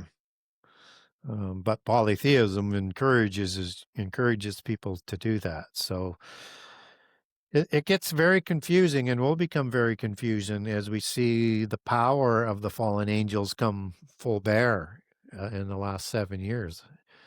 Even the elect is going to be deceived, and a lot of people are going to be saying, "Well, we don't have to worry about that. We're not going to be here." Well, don't be so sure about Yeah. that. Would be my opinion. Have you Prepare noticed for in both. the yeah, yeah, have you noticed in the movies that they're starting to bring in this character that's like a savior, or even now in some movies, especially Yep. the superhero movies now, they're kind of like incorporating this whole idea, this theme, but it's that there's a child, there's like a Yep. young kid that they have to Yeah. protect, and that Yeah. this demiurge is coming basically To destroy to that kid. destroy that kid. Yeah. Yeah. Because what they do is they reduce God to Ial de Baoth, or demiurge, as part of the 12 archons that Sophia created, and that he went rogue. and he's not the true religion. And he raised himself up to do that through his narcissism. That's what they would say about that. So they counterfeit everything. What we need to understand as a monotheist, and they're going to have a false messiah. And they're going to have multiple false messiahs, because false messiah is going to need a false messiah to be the false messiah credentials, to meet those criteria. So Mitra, Shiva, are the same gods coming out of Sanskrit and Avestan Zoroastrianism. And so you have Mitra, and this what I would suggest would be the equivalent to Azazel. These are destroyer gods, and they destroy the earth through fire at the end of a specific age. And then they come back at the end of that age and they incarnate into a avatara for that end of the age. And so in the polytheist and Eastern traditions, they have an allegorical name for this coming false Messiah that they would say is the true dragon Messiah. That is Lord Maitreya. Right, right. Maitreya is Mitra or Mithra. Mithraism or Mithraism, which is the religion that we see so much of that tradition that was absorbed into Christianity with Constantine, with the rituals, was born on December 25 is one example, whose day of worship was the day of the sun, because he was also understood as a sun god. And is a branch of Zoroastrianism, where Mitra, and Mitra in Proto-Indo-Aryan or Proto-Indo-European means a covenant, just as Antichrist will create a covenant in Daniel 9:27. Mm-hmm. And this Mitra, depending on which version, could be King Sudras in the other version. It's either in Argata or Shambhala in the two different versions. And there's also dual black and white, good versus evil in polytheism. So there could be two of them that they're actually referring to, because again, Antichrist needs another Antichrist to defeat to prove that he's the true, right, that he's the light, he's he's the the one. Christ. Yeah, Yeah, yeah, he's the one. yeah, yeah. Neo. So Yeah, exactly. so Jeez. as we understand all of that, then this Christ consciousness is that incarnation that they are expecting Mhm. in the new age. And so we should also understand the connection back to Azazel, because Azazel is very, very important in high levels of secret societies and Gnosticism. And in Roslyn Chapel, they have Azazel depicted hung upside down with a rope in the shape of an S or a Z and the pearls of wisdom, because he brought most of the wisdom, and particularly the wisdom of the arts of war, how to make weapons and how to apply it, and by inference, the technology that would come with that. And he is the one who was put in the pit prison as the leader of the Watchers. And Abaddon and Apollyon is Greek and Hebrew for destroyer, just as Mitra is a destroyer god, just as Shiva is the destroyer god, and just as Azazel is the destroyer of the antediluvian world. And who the Templars worshipped was a god named Baphomet, which means in French, Father Mitra. Wow. Azazel. It's the same god, just a different vernacular name. And what's really interesting, according to Alice Bailey, is the year 2025, which is a polytheist jubilee in polytheism, is the start of the age of Lord Maitreya, to make his entrance not to be revealed, but whenever that age starts, in the age of Aquarius, which is the age of destruction by fire. What do you what do you think this Shambhala is going to look like? It's got to have its place in society, right? I mean, it's got to be this, or how I imagine Shambhala, it's like a city. So it's a headquarters of some sort that is a heavenly place here. Well, it is understood as heavenly because that's the home of the gods, Hmm. right? Sounds But like a it's fake also, utopia or something. well, There's this. yeah, it is, but it's also in the earth, Hmm. probably in another dimension. But they will build on earth what is in their heaven. They will do what's done in their heaven. And so expect something like that to represent this age that they want to create to move into.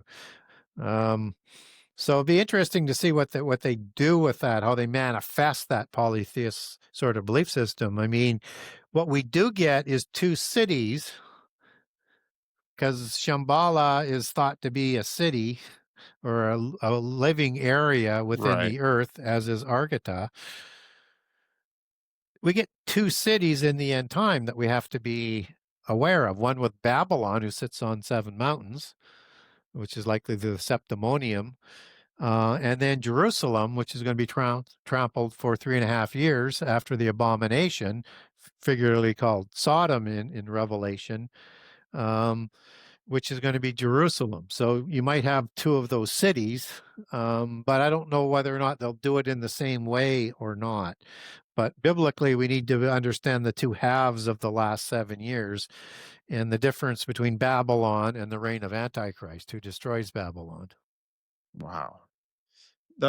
So we've got about dude, appreciate you, man. You're laying it all out on the table, man. I love it. There's one thing I wanted to touch on here, and how we can maybe wrap all this into it. But the bull cult, is this? I know we were getting into the trinities and the divine Yeah. goddess worship and all of this. Does this bull cult, like, where did this start? Well, it starts before the flood in the age of not of Aquarius. We're in Aquarius now. The age of Taurus, which is the bull, and a bull is one of the faces of a cherubim, but it's also known generically as a god. So in the Ugaritic texts, both El and Baal and the Baalim gods and the Elim gods of the council before the flood were all known as bulls. But they're also Uraeus gods. So bull is generic in that application because of their strength and their fertility. So it's more allegorical imagery as the bull cult. And their offspring, I'll give one more example as well, that's post-Diluvian, and then come back to the Egyptian one, which is a variation of it. You have a fertility bull goddess named Nin, who mates with King Lugalbanda of Uruk to create Gilgamesh, a giant. Okay, so understand bull is this generic term for angels, and that Hmm. in the Egyptian religion, that's the Apis bull cult that they're typically equating as a calf. But other trans people would say, no, don't translate that as a calf. It's actually a bull, and this is the same bull that is created by the Israelites after once they Right. rebel after the Right. coming out of Egypt, right? So this is an imagery that goes back to the beginning, to before the flood, that is both the sun cult and the bull cult, and why there's so much sun allegory with the gods within that, and that all gods are also called bulls. Okay, so when we see the sun disk, we usually have it in with two horns of a bull. Sometimes that's depicted as light as well, as rays. So it's very important imagery of both. And so when we look at the bull cult, it's the age of the gods when they ruled amongst us. Hmm. And so we get that imagery that comes across early after the flood with the Baalim Council and Baal and association with that bull cult, but they're also depicted as Uraeus gods, flying serpents. Is there a connection with the bull cult and Nimrod? I mean, it kind of with what you said about the sunbeams and things like that, it kind of stinks like Nimrod. Um, how Well, well, because there's the story of how basically Nimrod dies, and then yep. Semiramis has this sunbeam kind of touch her stomach, or anyways, she has an interaction with the sunbeam, and then she's able to bear a son Yeah. with the reincarnation of her husband through it. And he's depicted like Gilgamesh, who's a bull, Sure. Okay. right? And he looks like in the depictions Gilgamesh, and a lot of people conflate Gilgamesh with Nimrod, but they're different generations, Hmm. and so he's strong like a bull. So, and the offspring, and Nimrod becomes a Gibberib, so he becomes bull-like, and he's a mighty one. So there is that sort of imagery, and as a patriarchal god, he would represent the bull cult religion, and the sun cult religion would be a sun god and a bull god, but a demigod versus a full-fledged god. Okay. And so both Semiramis and Nimrod aren't gods, but they are reflective with the divine authority from the gods to rule. And this is where sun, moon, and star worship maybe Yes. started to Yeah. Well, come out of. sun, moon, and stars also reflective in the seven wandering stars, Hmm. right? And within the firmament. So when we look at this, the star worship, that's the host of heaven. And Right. we're told not to worship the host of heaven, which is angels are allegorically stars in both the New Testament and the Old Testament. And you also have wandering stars, which are fixed planets, right? That wander, as they call them, but in a specific orbit where the other stars don't move in the same sort of way. Host of heaven is the Hebrew word Saba, means an army of angels, loyal or disloyal, Ah. with a rank and hierarchy. So that's how you connect that whole kind of worship, and then why we're told not to worship the host of heaven, who allegorize themselves through those beings, and how the understanding of the zodiac, the ages of the zodiac, like the age of Taurus or the age of Aquarius and the celestial procession, as they work that out in their wheel worship, the sort of the grander wheel, so to speak, versus the smaller wheel that would, like, say, house the days, the 8 holy days of their Sabbaths every year, with equinoxes and solstices, and then one at every 6 weeks point, like Valentine's Day or Halloween, for example. Um, so when we look at how that now moves into astronomy, moves into astrology, and that our fate in their belief system is held by the gods or the stars, they're talking about the same thing. Right. Yes, they are, man. And even I've had a guy on too, Dr. Aaron Judkins. He's a archaeologist Very on the. knowledgeable. Yes, Yeah. I've So worked with him. So nice. So well, he came on and he wrote a book with somebody. I think it was Judd Burton, maybe. I can't remember, but it's about yeah, Göbekli Tepe. I think I say that right. I say it wrong every yeah. time, I know. but I struggle with that one too. that one's Go a Beckley Tepe. I think I try and get it Göbekli, right, yeah, but something like yeah, that. yeah, I always want to put an L before the B for some reason, but he was getting into what they were doing yeah. at this site and this Hmm. whole apotheosis, star worship. Yep, These you're going to go in, and it's just ties in with all the ascending master stuff. This yep. is um, this astral realm that I think the fallen angels, as far as their narrative, is that this is their heaven, and this is where they want you to come and dwell with them right after in the afterlife. Yep. So it all ties in together with the same author that's behind all of this stuff. But Gary, brother, thank you so much, man, for again giving your time to all of us. The audience is appreciative of it, and so am I. Real quick, man, we put in some good work this episode. I'm proud of it. Is there where can the audience find you or support your work and your listings? Yeah, so the best way to support me is to buy my books. And if you wanted to get a signed copy, and I'm fine whether you buy from me or from a retailer or Amazon or from wherever. But if you wanted to support me directly, then go to my website, genesis6conspiracy.com. That's the number 6conspiracy.com.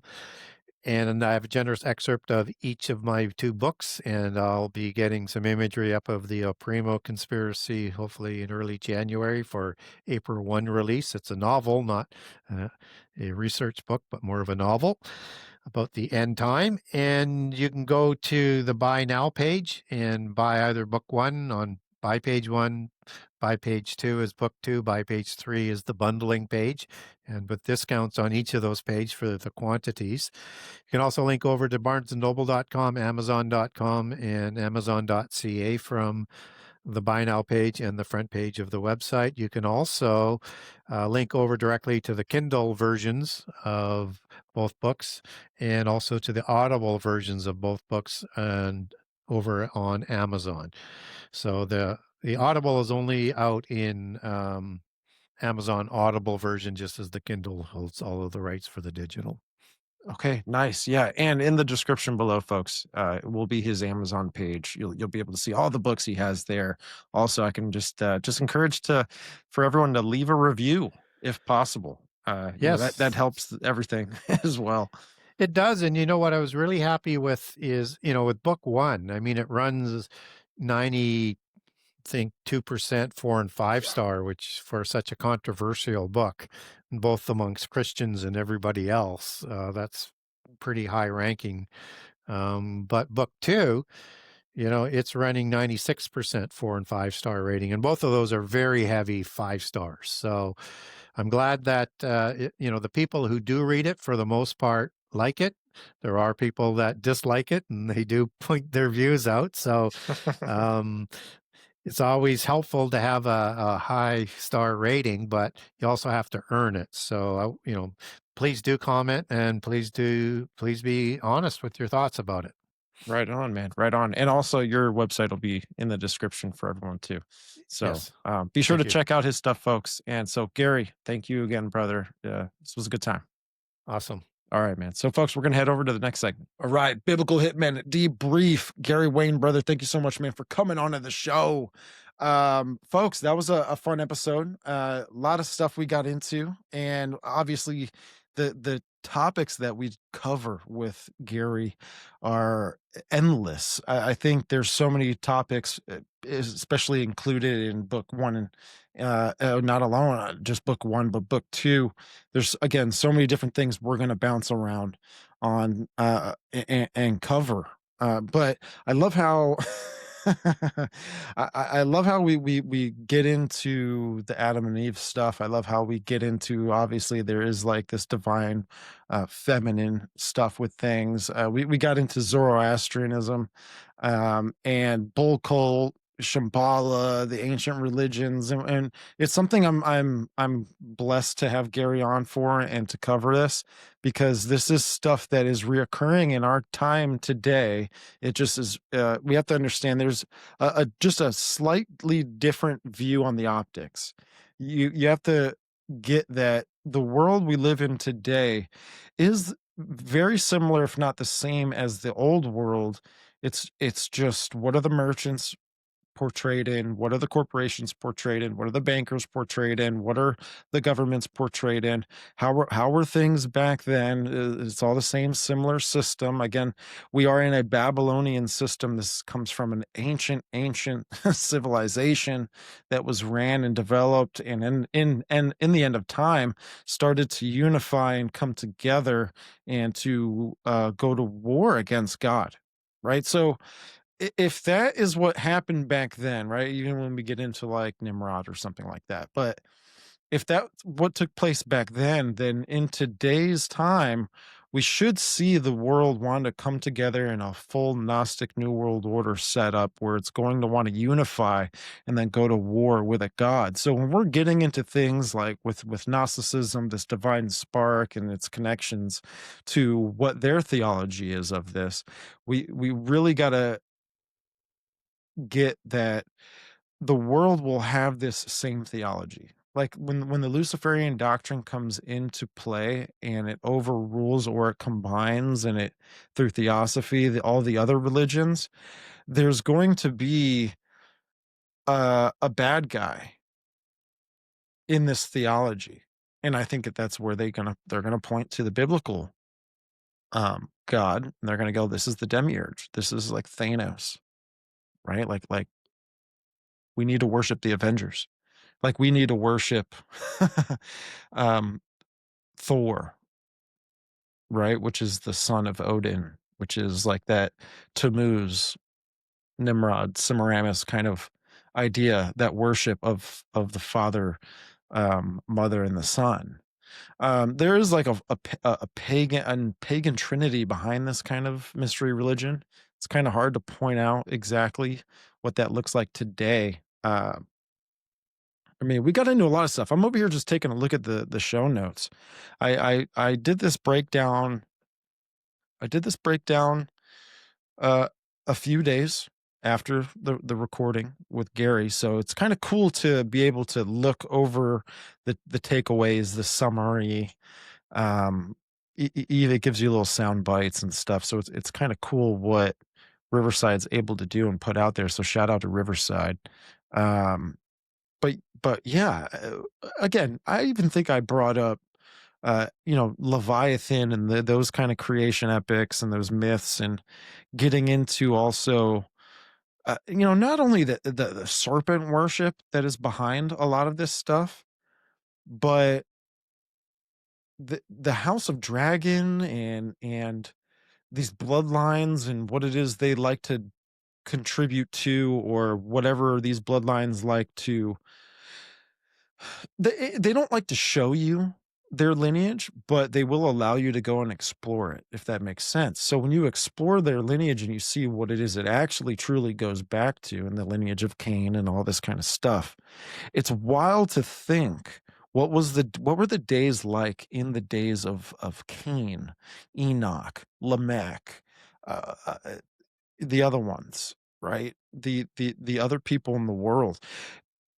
My wife goes, so we were at St. Augustine not too long ago, and we're at the fort and we're looking at the cannons, and one of the cannons was just such a magnificent piece of just, I don't know what you would call it, but of metallurgy, right? Like they took this metal, this iron, and I don't even know exactly how they really did this process, but they definitely molded this in some sort of way, and how it was crafted was spectacular.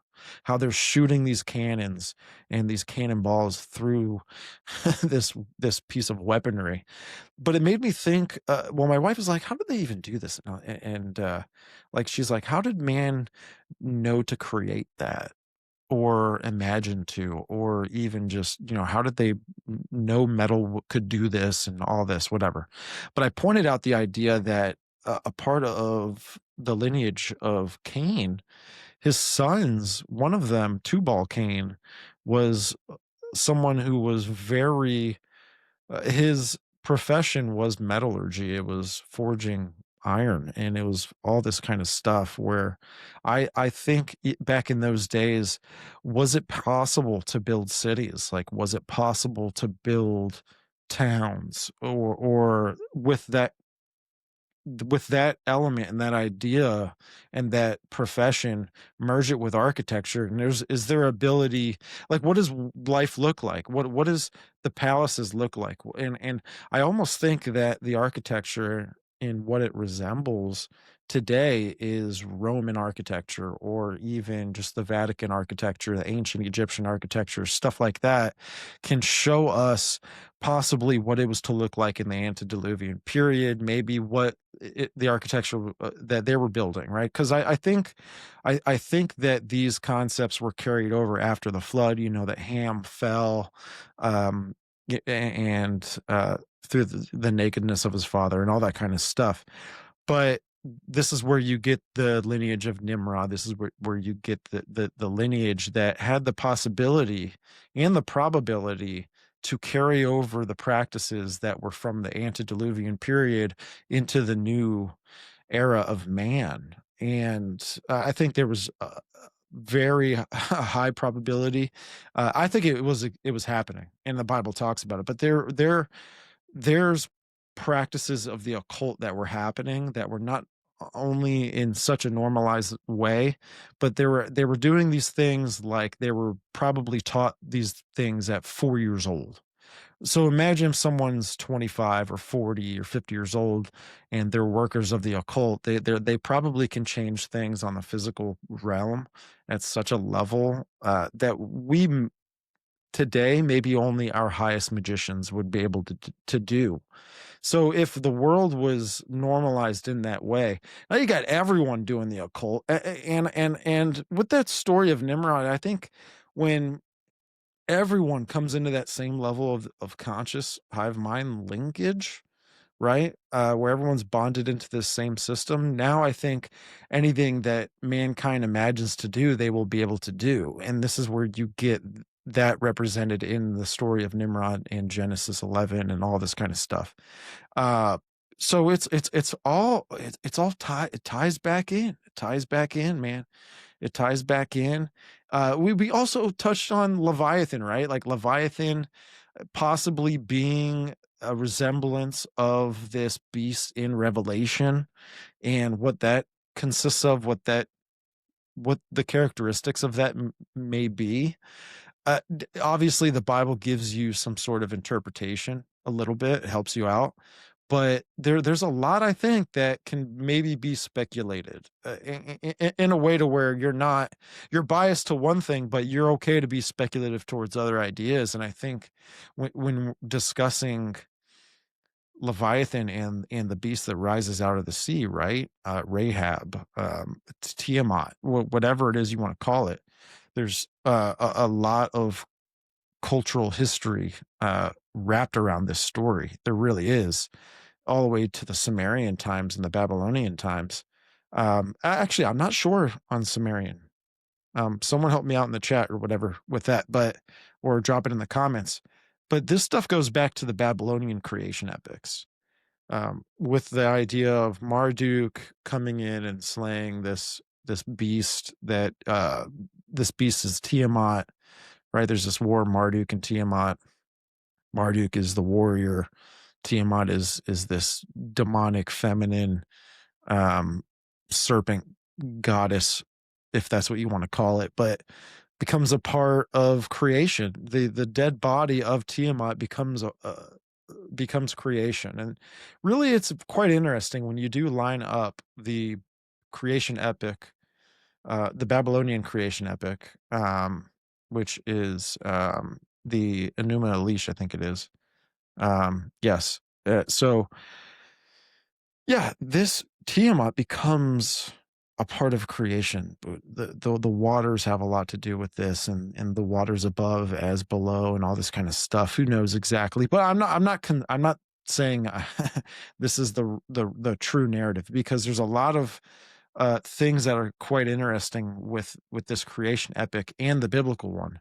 The biblical one is obviously the truth, but when you find certain parallels, you can see, wow, Abraham really did come out of the same civilization, the same time period of the Enuma Elish, probably, or other, whatever that he was coming out of those stories. He was coming out of that.